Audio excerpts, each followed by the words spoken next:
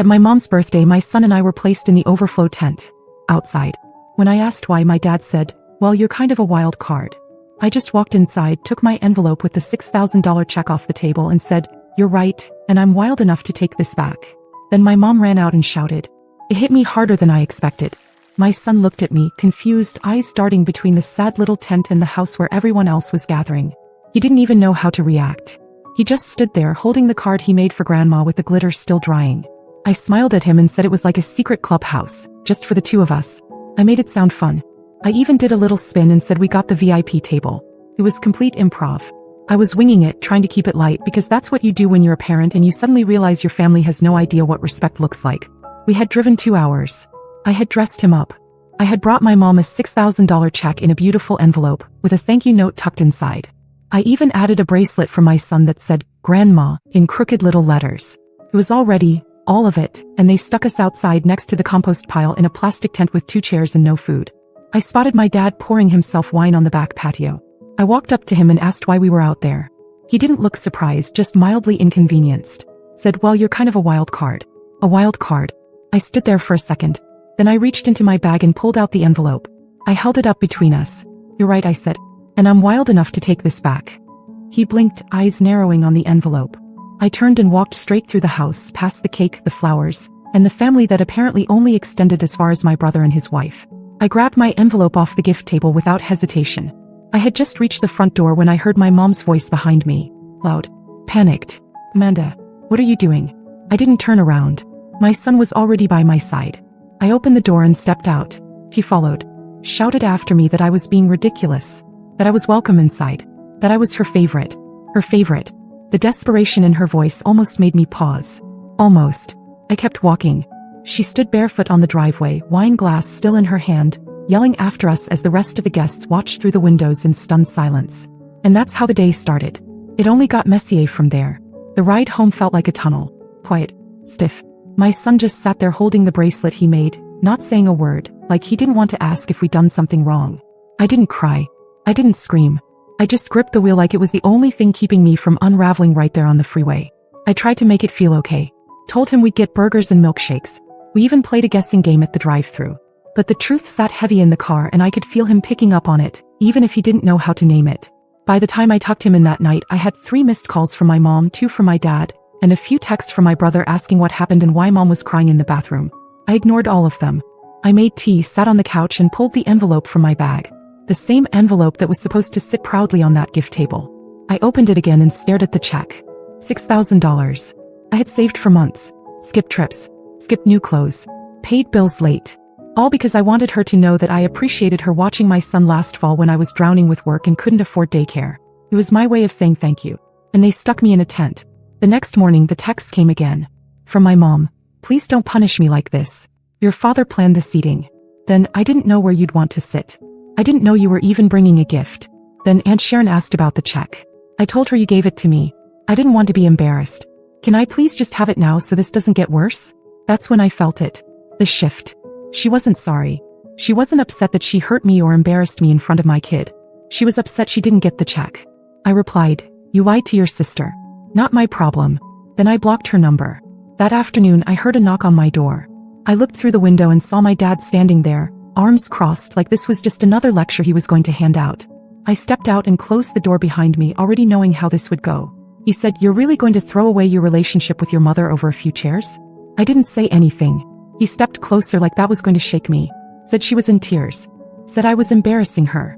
Said this was typical of me, always overreacting, always needing to make everything about myself. So I didn't say anything. Then he said, "Just give her the check so we can all move on." I turned and opened the door. And he followed me in. That was the moment everything changed. My son was sitting on the floor with his Legos. He looked up when he saw Grandpa, unsure whether to smile or hide. My dad kept going, raising his voice, ranting about respect and family and how tired they were of my meltdowns. My son pressed closer to me, confused and a little scared. I told him to go to his room and wait for me. He didn't argue. He just walked away quietly. Then I closed the door between us and faced my dad. And I said everything. About how they've always treated me like I was temporary. Like I was only good for a laugh or a story, but never good enough to be taken seriously. How my brother could do no wrong and I was the punchline.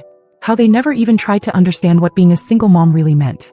How it wasn't a few chairs. It was a lifetime of being sidelined. He didn't interrupt. For once, he didn't try to argue. I finished by telling him to leave. He didn't hesitate. And for the first time in a long time, I felt something close to power settle in my chest. But it didn't end there. Not even close. It started again the next morning. A text from my mom, this time from a different number I didn't recognize. I just want to talk. You didn't have to kick your father out like that. He was only trying to fix things. Then, please don't keep the money over something so silly. That's not who you are. And then the real one. We need the car on Friday to get to Dad's doctor appointment. Can you drop it off Thursday? Car.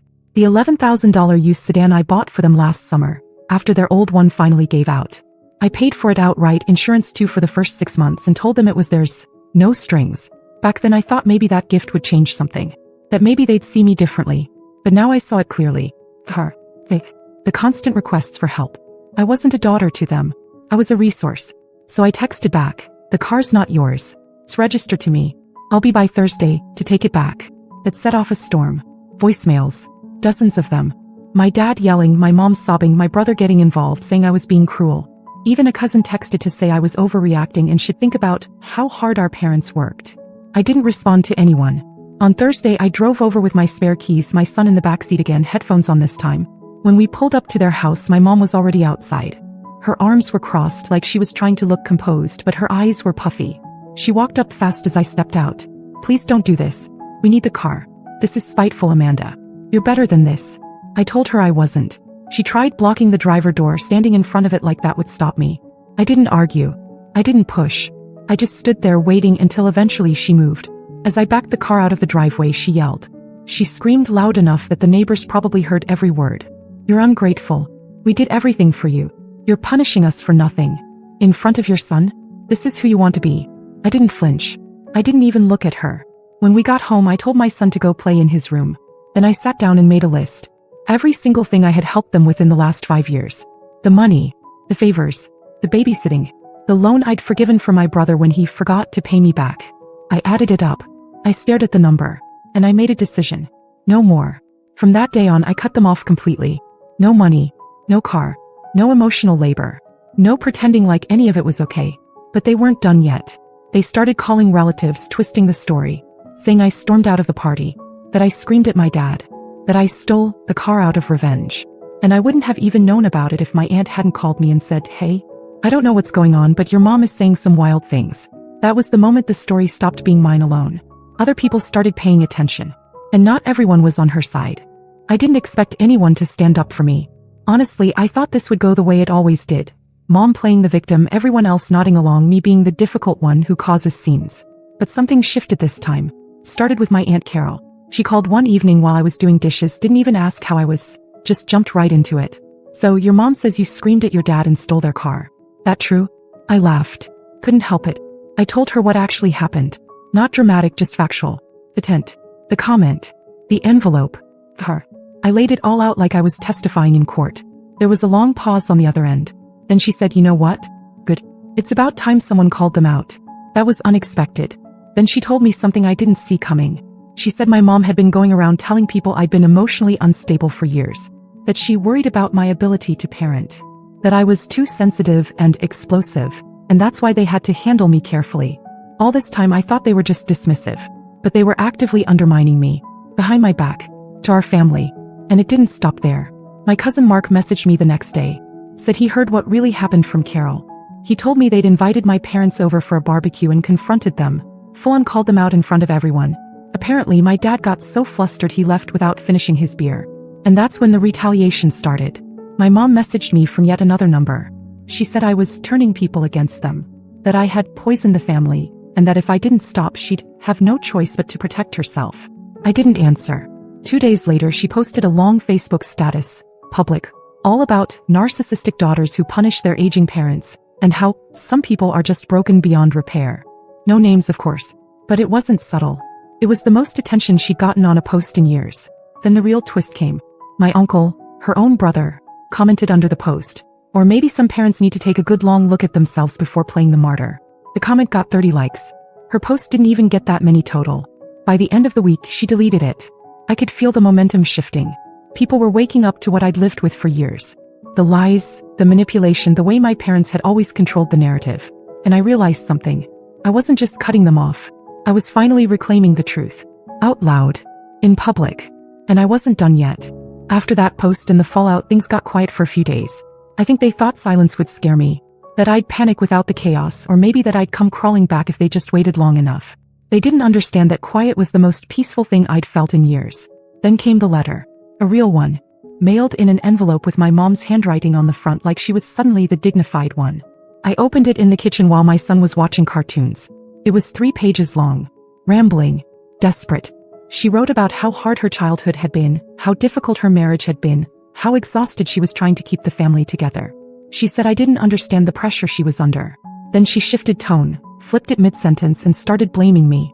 Said I'd always been dramatic. That I had a problem with authority. That I thrived on conflict.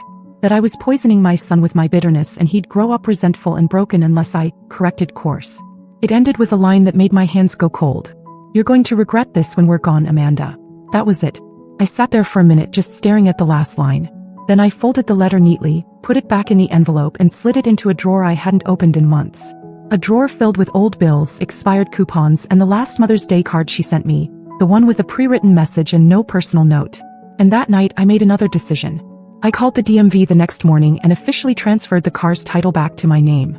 I contacted my lawyer and drew up a formal agreement canceling the informal loan to my brother, complete with a payment schedule and interest. I even checked my parents' name off my emergency contact list at work and at my son's school. Then I emailed them both. Subject line: formal boundaries moving forward. I laid it all out. No more money. No more visits. No more contact unless it concerned my son and his safety. No more pretending. 3 hours later my dad emailed back. One sentence. You've lost your mind. I didn't respond. But that wasn't the end. That weekend my mom showed up at my door. I saw her through the peephole, standing there with a bag of cookies and that strange smile she used when she was performing for an audience that didn't exist. I opened the door only a few inches. She started in immediately. Said she didn't want to fight. That she just wanted to talk. That my dad had been out of line, and she didn't agree with how everything had gone. That she missed her grandson. That she brought his favorite cookies. My son was in the other room, but I could feel her trying to use him like a rope to pull herself back in. I told her we weren't doing this anymore. That if she couldn't take accountability, then we had nothing left to say. She begged. For pride. Said I was ruining the family. I closed the door. She stood there for another minute before walking away. And from that moment on, I knew there was no going back.